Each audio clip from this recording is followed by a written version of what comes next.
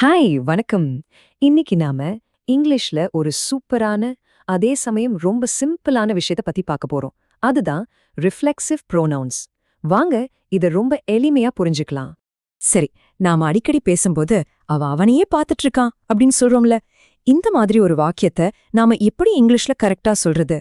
இந்த ஒரு கேள்விக்கு பதில் தெரிஞ்சா போதும், நாம இன்னைக்கு பார்க்க போற விஷயம் முழுக்க உங்களுக்கு புரிஞ்சிடும். இந்த வார்த்தைகளோட அடிப்படை ஐடியா என்னன்னா ரொம்ப சிம்பிள்.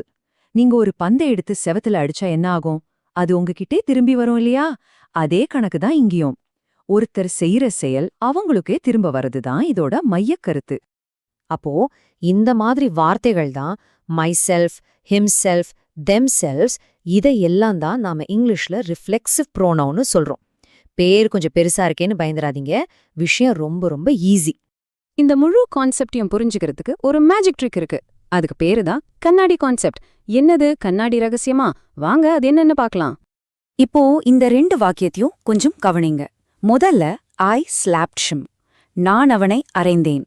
இங்கே நான் ஒரு ஆளு, அடி வாங்கினது இன்னொருத்தர். ரெண்டு பேரும் வேற வேற, சரியா? ஆனா ரெண்டாவது வாக்கியத்தை பாருங்க. ஐ ஸ்லாப்ட் மை செல்ஃப். நான் என்னையே அரைஞ்சிக்கிட்டேன். இங்கே செயலை செஞ்சதும் நானே, அதோட பாதிப்பு அனுபவிச்சதும் நானே.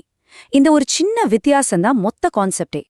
சோ ரொம்ப சிம்பிளா சொல்லணும்னா, ஒரு வேலையை செய்றவங்களும் அந்த வேலையால பாதிக்கப்படுறவங்களும் ஒரே ஆளா இருந்தா அங்க நாம ரிஃப்ளெக்சிவ் ப்ரோனவுனை யூஸ் பண்ணுவோம்.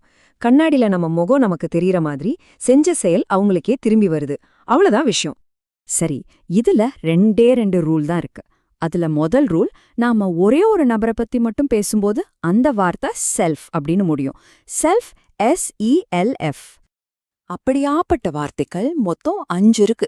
மை செல்ஃப்னா எனக்கே, யோர் செல்ஃப்னா உனக்கே, அப்புறம் ஒரு பையனு சொன்னா ஹிம்செல்ஃப், ஒரு பொண்ணு சொன்னா ஹர் செல்ஃப், அதுவே ஒரு விலங்கு இல்ல பொருளை சொன்னா இட் செல்ஃப்.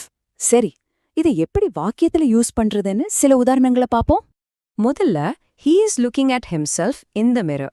அவன் கண்ணாடியில வேற யாரையும் பார்க்கல, அவனையே பார்த்துட்டு இருக்கான். சோ பார்க்கற சப்ஜெக்டும் he, பார்க்கப்படுற ஆப்ஜெக்டும் அவன்தான். அதனால himself யூஸ் பண்றோம். அடுத்தது she bought a gift for herself. அவ தனக்குத்தானே ஒரு gift வாங்கிக்கிட்டா. யாருக்காக? தனக்காகவே. so herself. இப்போ ஒரு பூனை எடுத்துக்கலாம். the cat is cleaning itself. பூனை அதையே சுத்தம் பண்ணிக்குது. இங்க பூனைங்கிறது ஒரு விலங்கு இல்லையா? அதனால இட் செல்ஃப் போடுறோம். ஓகே, இப்போ ஒரு ஆளுக்கு செல்ஃப்னு பார்த்தோம். அப்போ ஒண்ணுக்கு மேல நிறைய பேர் இருந்தா என்ன பண்றது? அதுதான் நம்மளோட ரெண்டாவது ரூல். இது இங்கிலீஷ்ல ஒரு பொதுவான விதிதான். இப்ப லீஃப் அப்படின்னா இலை. நிறைய இலைகளை லீவ்ஸ்னு சொல்லுவோம்ல, அந்த எஃப் எடுத்துட்டு வீஸ் போடுவோம். அதே மாதிரி தான் இங்கேயும் செல்ஃப் அப்படிங்கிறது செல்வ்ஸ் அப்படின்னு மாறிடும். சிம்பிள். பண்மையில மொத்தம் 3 வார்த்தைகள் தான்.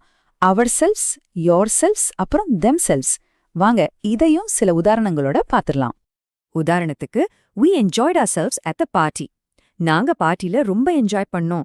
அதாவது நாங்களே எங்களே சந்தோஷப்படுத்திக்கிட்டோம் அப்படின்னு அர்த்தம். இங்க ஒரு முக்கியமான விஷயத்த கவனிக்கணும். யூ அப்படின்ற வார்த்தை ஒருத்தரையும் குறிக்கும், நிறைய பேரையும் குறிக்கும். நான் உங்க ஒருத்தர்கிட்ட மட்டும் பேசினா யோர் செல்ஃப், அதுவே உங்க எல்லார்கிட்டயும் பேசினா யோர் செல்வ்ஸ்.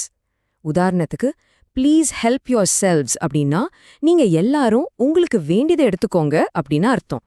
சரி, இப்போ ஒரு போனஸ் டிப். இதே வார்த்தைகளை ஒரு விஷயத்த ரொம்ப அழுத்தி சொல்றதுக்கும் நாம யூஸ் பண்ணலாம். ஆனா இங்க ஒரு முக்கியமான தப்ப நிறைய பேர் பண்ணுவாங்க. My friend and my self went to the party அப்படின்னு சொல்லுவாங்க. கேட்டிருக்கீங்களா? இது கிராமர் படி தப்பு. மை செல்ஃப், ஹிம்செல்ஃப் மாதிரியான வார்த்தைகளை ஒரு வாக்கியத்தோட ஆரம்பத்துல, அதாவது சப்ஜெக்டா யூஸ் பண்ணவே கூடாது. ஆனா ஒரு விஷயத்த அழுத்தி சொல்ல எப்படி சரியா யூஸ் பண்றதுன்னு இப்ப பார்க்கலாம். முதல்ல இந்த சாதாரண வாக்கியத்தை பாருங்க. she made the cake. Okay, அவ கேக் செஞ்சா, சிம்பிள். ஆனா she herself made the cake அப்படின்னு சொன்னா அதோட அர்த்தமே மாறுது. யாரும் ஹெல்ப் பண்ணல, அவளேதான் தனியா அந்த கேக்க செஞ்சா அப்படின்னு ஒரு அழுத்தம் கிடைக்குது. பாத்தீங்களா? இதுக்கு தான் இதை யூஸ் பண்றது. சூப்பர்.